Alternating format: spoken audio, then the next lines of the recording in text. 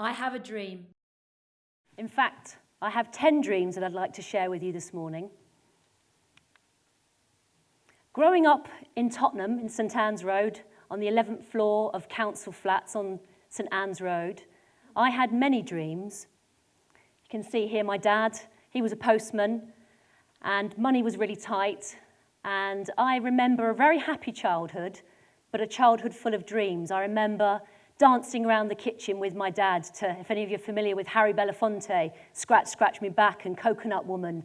I dreamed of those faraway tropical places that Harry Belafonte sings about in his songs. I dreamed of status and achievement. We didn't even have a wired phone then, so I dreamed of having a phone that I could speak to my school friends on, and holidays and all the kind of exciting things that you dream about when you're a child. I devoured books. We couldn't afford buying them all the time, and there was a swap shop just down the road in the high road, and we used to go and actually exchange books there. So I devoured those books and dreamt of the status and the jobs and the amazing things that the people did in those jobs in Mallory Towers and all the wonderful novels. And so when you're a child growing up like that, you know, you dream of an awful lot of things. Now I'm 47, and I'm living in a lovely part of Kent called Tunbridge Wells. I feel I've achieved quite a few of those dreams, but actually the one that's still missing is, for me, is self-actualization. If anybody here is familiar with Maslow, over the years, now 47, you know, I've climbed up the ladder, I've worked damn hard to do that. And so I've kind of moved up these ladders that you see here, and a roof over my head and shelter, and therefore as you get further up that, you can dream of slightly different things. But the one that still eludes me now, and the one I'm dreaming of today, is one of leaving a legacy, of actually leaving something behind over and above my two lovely teenage daughters. So I'll be coming on later in the presentation to what that legacy might look like. My next dream is a dream of greater humanity, being really actively involved with the social media world, with public relations, with marketing. You can get very drawn into what all this world means. So let's look for a moment at the structure of that word. At the top of it, the big part of it, is human. It's actually about us, it's about people, it's about community, it's about tending to one another, to others, helping others. In the middle, for me, it's IT, but IT technology as an enabler, something that will help us fulfill our dreams. And then the final bit of that word is Gen Y. For me, the generation that, if you believe what you read in the press, a generation that's not as motivated by money, but actually does have a social conscience. So I'm hopeful that social media networks in the future will enable us to achieve this greater humanity. My next dream, dream number 3, having grown up around here, still come back for football, obviously been coming back a lot recently for rehearsals for TEDx.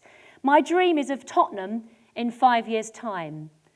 A bustling, you could argue Dockland-style perhaps, town brimming with dreams and entrepreneurship, a place where it's as much about the business community, working with local schools, working with local colleges and businesses, a much greater cohesive community along the lines of what we've actually got today.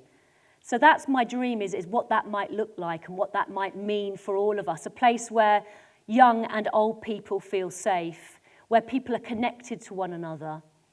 But part of that dream for me is being in public relations. I know how long it can take for an old legacy, you know, to be moved on, and for a PR message to actually stick. And so like David Lemmy said, my dream with Tottenham in the future is that it will be around things like TEDxTottenham and the wonderful work, the wonderful artists, the great people that we have.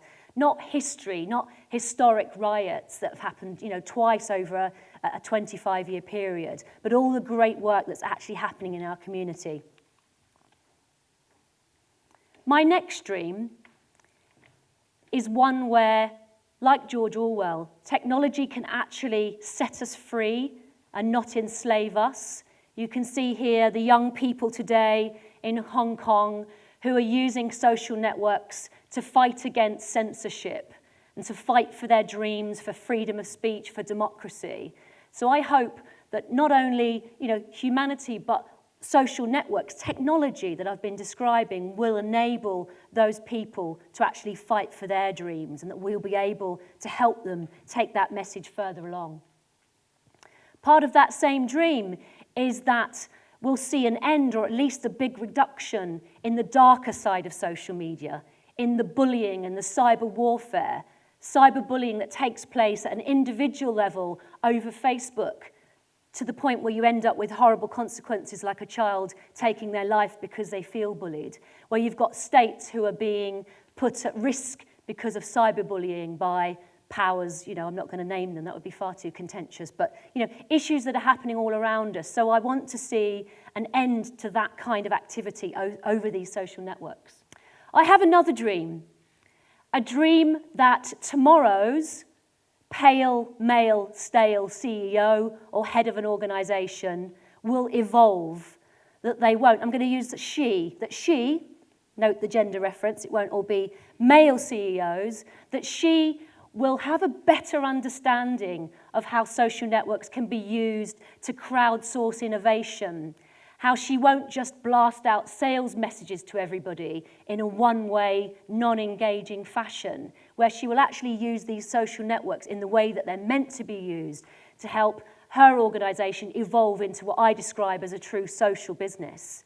That's what I hope to see, and that will lead to greater work with schools, with the community, and with the greater world that we have. I have another dream, a dream where the Twitterati, the protagonists in the social media world, will spend far less time thinking about how many followers do I have, how many likes on my Facebook page, that they will actually think more about what's happening in their own backyard than what's happening with the global fans that they have over the other side of the pond, who they'll never ever meet again. So they'll focus in on what they can do to help their own community. Because I see what's happened is we've become this global village that's closer than ever before, in terms of barriers breaking down because of technology, but actually we're further apart from one another. I even Facebook my kids sometimes to come down for dinner because I shout out and they can't hear me. So technology shouldn't be a barrier to humanity. It should enable us to actually do better work and to do great work in our communities. This is just a brief one. I'm trying to practice what I preach. I run a business and it's hard work, making time while you're still trying to earn a living. But I've coming back to Tottenham on a regular basis. This is Project STEP, which is us giving free time every month to help the young people at Haringey Sixth Form Centre and to teach them. They know intuitively how to use Facebook and all the social networks, but they might not know how to use it to get on LinkedIn, to get a work placement or an apprenticeship. So my Project STEP, and I've had some editorial in the Haringey Independent, and I'm trying to work with businesses who are regenerating the stadium in the area to help give those people jobs and work experience placements. I have another dream. This dream is a personal one. I have a friend who's in desperate need of a kidney donation. I have a friend who's just suffered from a very serious stroke. And for me, what's coming down the line with the Internet of Everything and with wearable technologies is very, very exciting. And I hope, therefore, that through crowdsourcing and through this kind of healthcare technology, that there will be more donations, that there will be the ability to predict if your insulin levels drop or if some diagnostics around your chronic illness are going to lead to a stroke or something like that. So wearable technologies, what's coming down the web in the future is very, very exciting.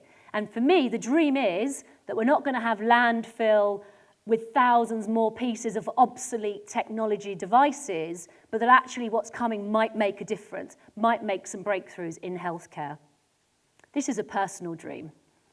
I hate working all week and then having to do all the chores. So I dream of a chore-free existence where the robot makes my bed, runs my bath, orders my shopping, all these wonderful things. And what that will enable me to do is to spend time with the future grandchildren, I hope, not just yet, they're only 16 and 18, but maybe 10 years down the line, when those grandchildren come along, I hope I will have more time to spend with them, because when my kids were young, I was too busy chasing the dream. Sorry if there's any Arsenal fans in the room. But this is dream number 9, and you can see I've got one more left after this. As the speech is progressing, they're getting a little bit more ethereal and perhaps a tad more desperate. So this is me, Glenn Hoddle, Steve Perryman, 80s heydays, FA Cup glory for Spurs.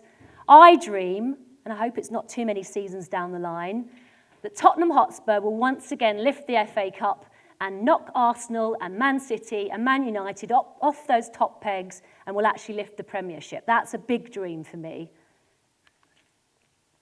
My final dream is that you and I and all of us will actually stop dreaming and will take some action, because in the words of the late Robin Williams in one of my favourite movies, The Dead Poets Society, carpe diem, seize the day. Thank you very much.